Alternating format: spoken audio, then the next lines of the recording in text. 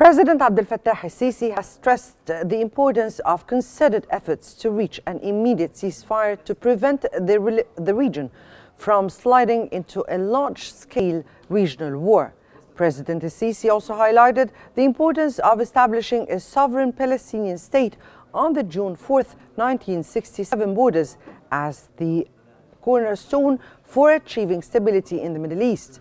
During a press conference with his Estonian counterpart, Alar Karis, President Sisi added that talks discussed many regional and international issues, most notably Libya, Syria, Sudan, Yemen, Red Sea security, the Russian-Ukraine conflict, and the food and energy security files.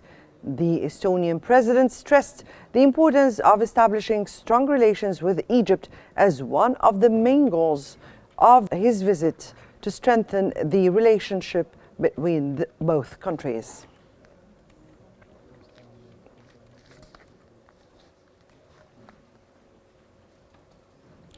President Abdel Fattah al-Sisi has extended his congratulations to U.S. President-elect Donald Trump on his victory in the presidential election, expressing his hope for the promotion of peace and the preservation of regional stability.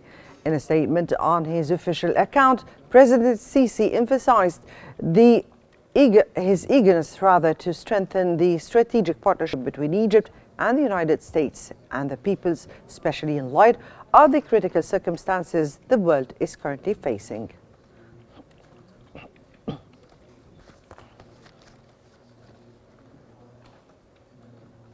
The Minister of Foreign Affairs, Badr Abdulati, has stressed that Egypt will not compromise on preserving the water rights during a joint press conference with his Dutch counterpart, Casper Belkamp.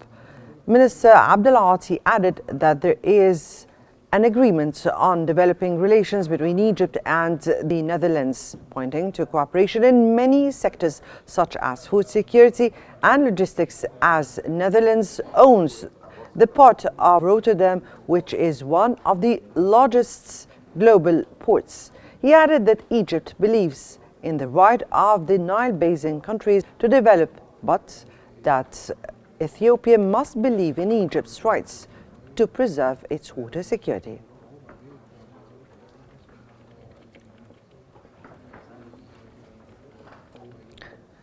Minister of Foreign Affairs Badr Abdulati has confirmed Egypt's readiness to support Cameroon in health sectors, especially in the field of combating the C virus.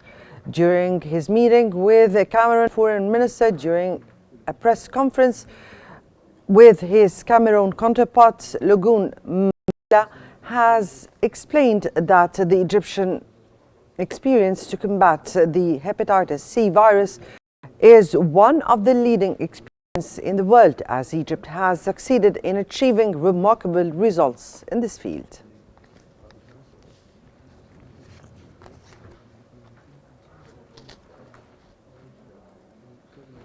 Lieutenant General Abdelmajid Sakr, Commander-in-Chief of the Armed Forces and the Minister of Defense and Military Production, has witnessed the implementation of the main phase of Tactical Command Center's project for the Central Military Region. The event was attended by Lieutenant General Ahmed Khalifa, the leaders of the main branches, and several senior armed forces leaders. The Commander-in-Chief of the Armed Forces conveyed President Abdel Fattah al-Sisi's greetings and appreciation to the personnel of the Central Military Region. He also engaged with several projects participants, discussing how to effectively carry out their tasks and make optimal decisions to address any unforeseen challenges during operations.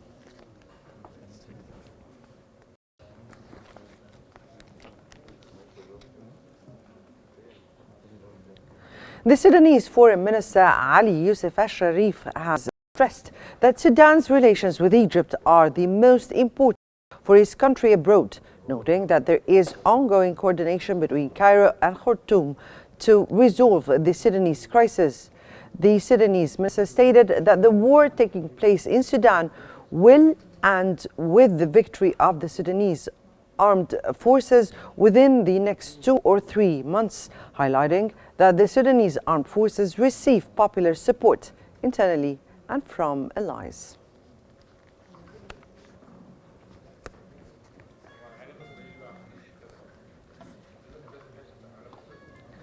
The EU Special Representative for Human Rights, Olive Skog, has commended Egypt's commitment to setting a significant human rights agenda and the work done to modernize detention centers to meet international standards.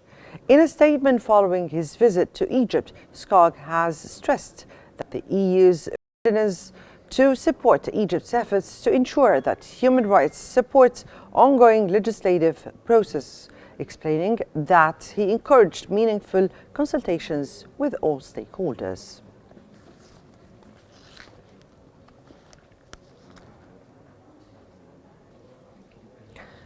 Minister of Housing Sharif Shourbagi has confirmed that the ministry is fully prepared to offer support and share expertise with the Syrian counterparts, noting that Egypt's construction companies have the capability to execute various projects for the Syrian people. In a meeting with Syria's Minister of Public Works and Housing, Hamza Ali, the Egyptian minister has discussed ways to strengthen bilateral cooperation. The meeting took place on the sidelines of the third day of the 12th edition of the World Urban Forum.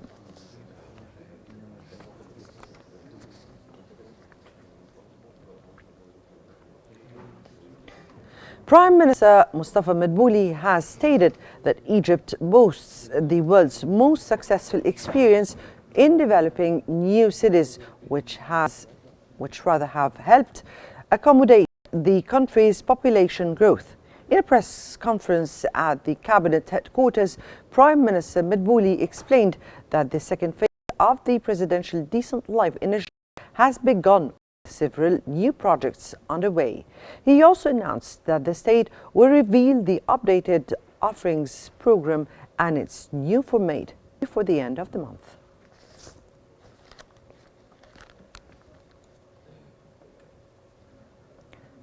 The cabinet has approved the draft of the new labor law, incorporating feedback from several ministries during the meeting.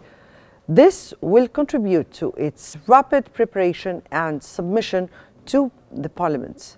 In this regard, it was noted that the Ministry of Labour has taken measures including holding meetings, forums and sessions for community dialogue and consultation on various provisions of the law with the involvement of both local and international stakeholders.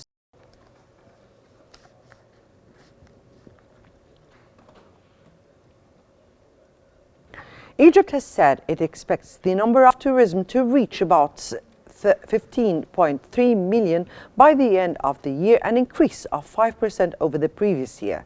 This is the highest level ever after the number of tourists arriving last year recorded its highest level in the history of Egyptian tourism of 14.91 million, despite the tensions witnessed by the region in the last 3 months of 2020.